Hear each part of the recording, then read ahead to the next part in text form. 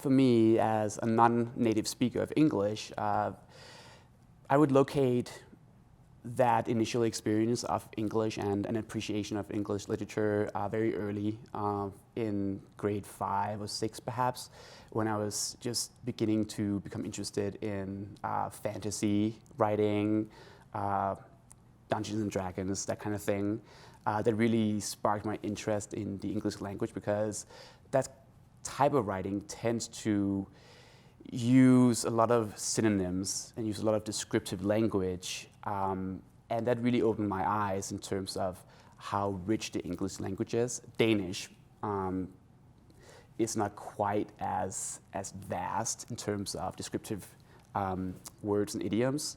It's a more constrained language, perhaps. So for me, English seemed really compelling for that reason alone. And then I built upon that throughout my schooling, high school. I started becoming really interested in American literature, first and foremost. So that's the route I took with my university training. I wrote my PhD on American literature of the 19th century. But I mean, I have so many different interests. And in terms of my own writing, in terms of my own creative output, I focus mostly on poetry. I find that poetry speaks to me on a level of immediacy, I think you could say. It's very usual for me to be out and about and a line will pop into my head.